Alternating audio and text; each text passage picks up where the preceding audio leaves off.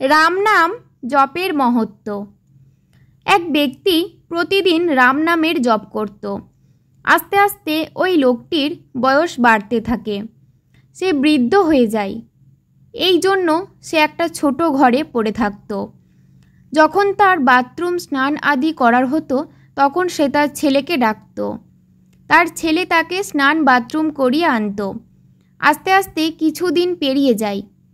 তার ছেলে কখনো তার বাবার আওয়াজে আসে, আবার কখনো আসে না। এইভাবে সে খারাপ বিছানায় পড়ে থাকত। আস্তে আস্তে সে অন্ধ হয়ে যায়। একদিন রাতের বেলায় সে বাথরুম যাবার জন্য তার ছেলেকে আওয়াজ দেয়।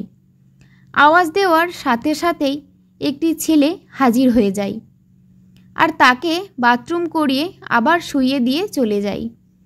এইভাবে কিছুদিন চলার পর বৃদ্ধ লোকটি ভাবে, প্রথমে যখন আমি আমার ছেলেকে ডাকতাম তখন কোনো দিন আসতো না, আর এখন একবার আওয়াজ দিতেই চলে আসে।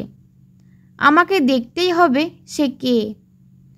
আজকে রাতেও সে আওয়াজ দেয় আর তখনই সেই ছেলেটি চলে আসে। বৃদ্ধ সেই ছেলেটির হাতটি জড়িয়ে ধরে কাঁদতে লাগলো আর বলতে লাগলো, কে তুমি? তখন শ্রীরাম নিজের আসল রূপে তাকে দর্শন দিলেন। বৃদ্ধ শ্রীরামকে বললেন, হে প্রভু, তুমি আমাকে এইভাবে কেন দর্শন দিলে? তখন শ্রীরাম বললেন, তুমি সত্যিকারের আমার ভক্ত, আর আমি আমার ভক্তদের দুঃখ দেখতে পারি না। তখন ওই বৃদ্ধ বলল, প্রভু, তুমি আমাকে মুক্তি দিয়ে দাও। শ্রীরাম বললেন, আমি তোমাকে মুক্তি দিতে চাই না। বৃদ্ধ বলল, কেন প্রভু?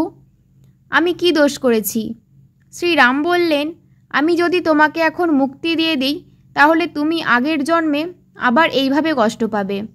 আমি চাই না তুমি আবার আগের জন্মে কষ্ট পাও।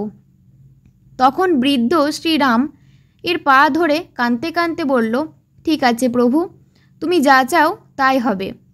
এরপর থেকে প্রতিদিন শ্রীরাম ওই বৃদ্ধের কাছে আসতো আর তার সব কাজ করে দিত। ভগবানকে মন থেকে ডাকলে সে নিশ্চয় আসবে।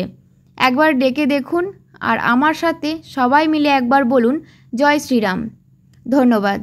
গল্পটি যদি ভালো লাগে একটা লাইক অবশ্যই দেবেন এবং বন্ধু ও প্রিয়জনদের কাছে শেয়ার করে চ্যানেলটিকে সাবস্ক্রাইব করে পাশে থাকবেন।